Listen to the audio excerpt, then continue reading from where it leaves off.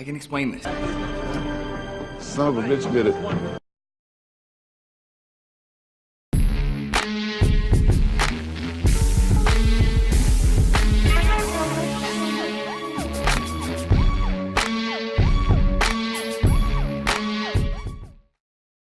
So for 24, 30 hours you don't drink any liquids, so I had a massive headache. I trained really hard that morning and you start cramping up, and then we were doing this fight with, I had the real claws on, he had the sword. Is it safe to say this is the furthest you've pushed yourself physically? Yeah.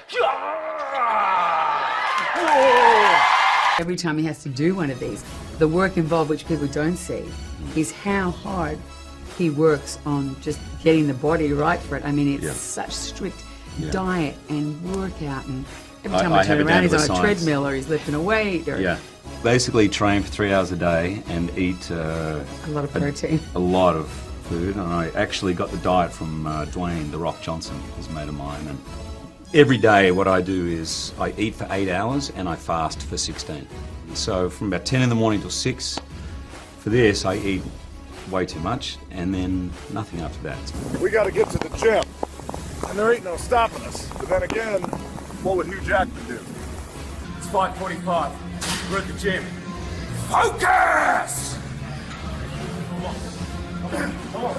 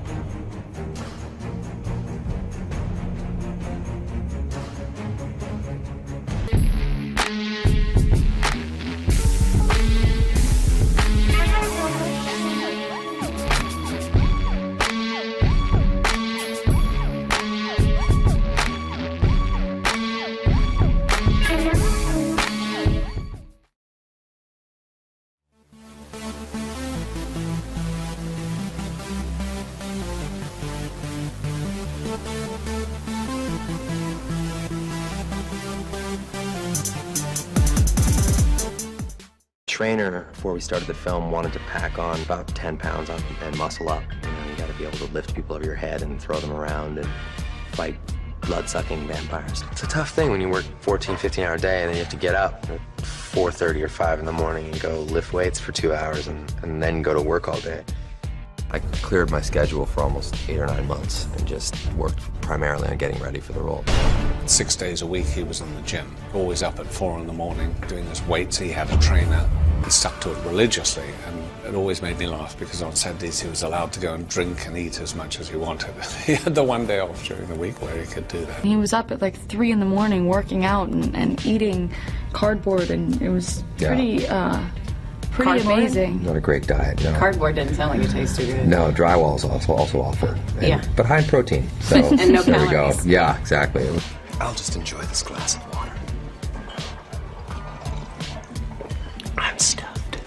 How can you feel like $1 million when you're in shape, when you're always exhausted? Like, when you're always working out, you never feel what it's like to be, you know, fully strong. I just always feel like, whoa, God, my chest feels like somebody like drove a truck over it. When you gain like 7 or 8, 9 pounds of muscle, you look gigantic. Right. So there's no way you're gaining 40 pounds of muscle. You'd be a third. Yeah, not without like just pure dragon blood being pumped into your veins every day. There's no CGI or anything on your six-pack or anything like that? I wish. Someone's got to invent that.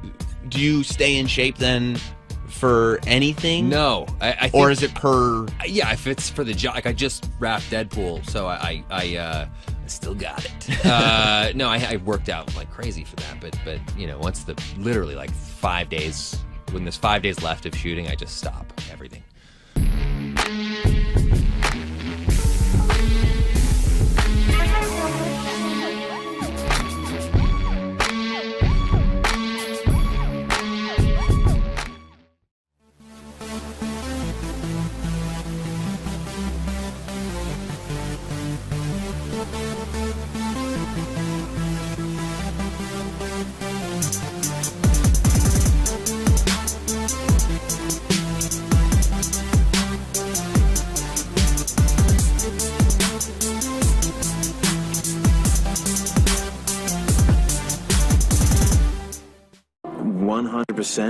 The training has been a journey of discovery, just like Superman's journey of discovery. Superman learned he could fly. I learned I could do all sorts of things in the gym which I never thought possible. He started out, I think his deadlift was about 245 pounds. After a period of time, he pulled 435. And it all came from hard work and discipline and paying attention to his diet and to his sleep and to his recovery. And ultimately, I think Henry Cavill is Superman. It's not easy for anyone, but that doesn't mean that it was painful. Obviously, there are times where he was cursing me under his breath, sometimes to my face, but it's expected. Having it be difficult, I think, makes the end result worthwhile. He's opened my eyes to seeing past what I thought were my limits, and the ability to crush me in the gym, but just enough. I can't walk out properly, and I feel horrible and feel a little sick, but I still want to come back. Henry's work to get his body in shape also just evolved into getting his, say, his mind and spirit into shape. It's not the kind of training which just makes you look pretty. It's the kind of training which, first and foremost, is useful. Your perceived boundaries are not your actual boundaries. You can push way beyond those, and I wouldn't necessarily recommend doing it all the time, but as long as you have someone who's very knowledgeable guiding you, then you can do it. What Henry did was just a ridiculous amount of hard work, like literally a ridiculous amount. And it was 5 months of just, you know, getting up at the crack of dawn, training like a maniac, and, you know, really, I think, using those moments of extreme pain and agony to sort of say, like, this is what Superman probably felt like when he was a child trying to assimilate to Earth's atmosphere.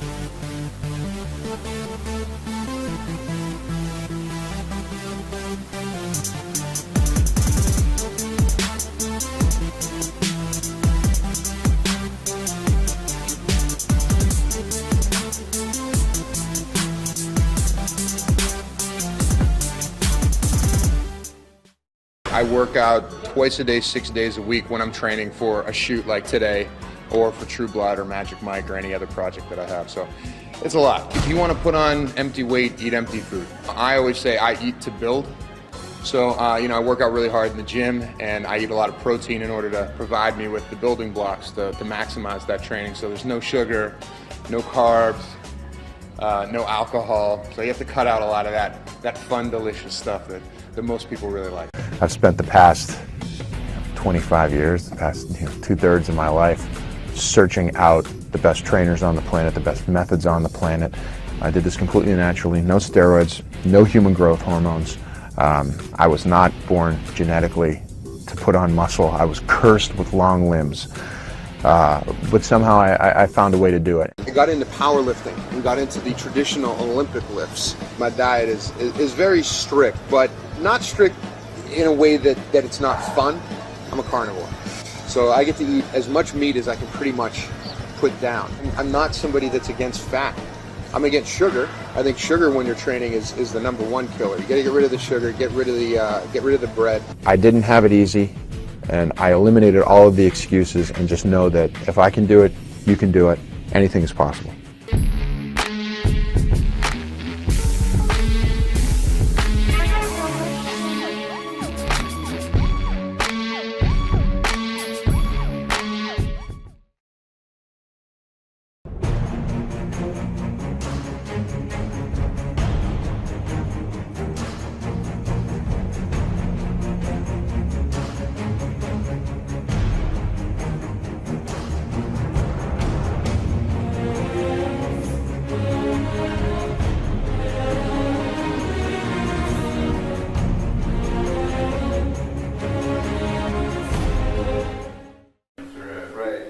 When I was writing, and one of the reasons why I thought, well, this movie couldn't really be made is because of the Trevor's character, the whole weight loss issue. And never in my wildest dreams did I think an actor would actually go to the lengths that Christian has gone to. It feels great. It feels like a kind of a victory, because I did kind of just emaciate and destroy myself, and to the point where I kind of just watching me run is a joke, because I just have no leg muscles or anything. Watching this man walk around 120 pounds, not eating for weeks, I just didn't think it was possible. I didn't eat. That was it. When I first met Christian, he was extraordinarily thin, having lost an enormous amount of weight for The Machinist, which he was about to go off and shoot. He did call me and say, well, how do you look right now? Like, how am I gonna seriously be able to suggest to Warner Brothers that you could play Batman ever if, you're that skinny? Hey, perfect fit. He then proceeded to put on a lot of weight in muscle terms and really try and bulk up, because I had impressed upon him the idea that for Bruce Wayne to really fill that suit, he was going to have to be very, very large.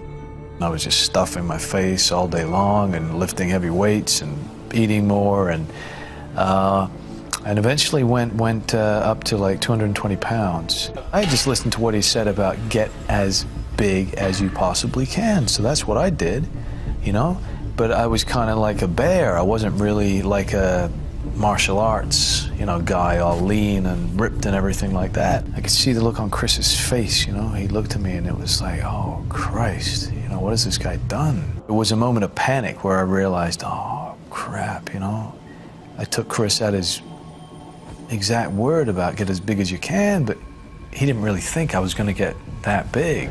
A number of the crew I'd worked with on previous movies, they looked at me and they were like, bloody hell, Chris, what are we doing here? Fat Man or Batman?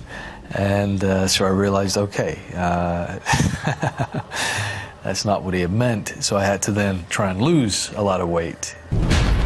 We worked on his stamina and built his muscle tone so we could bring his body back up to being what it needed to be for Batman.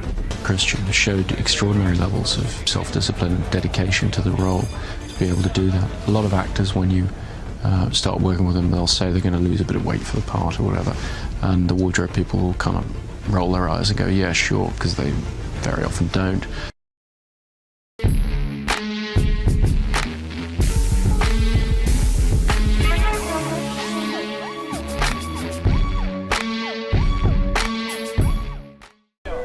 You've got to just say to yourself, do I think it's good?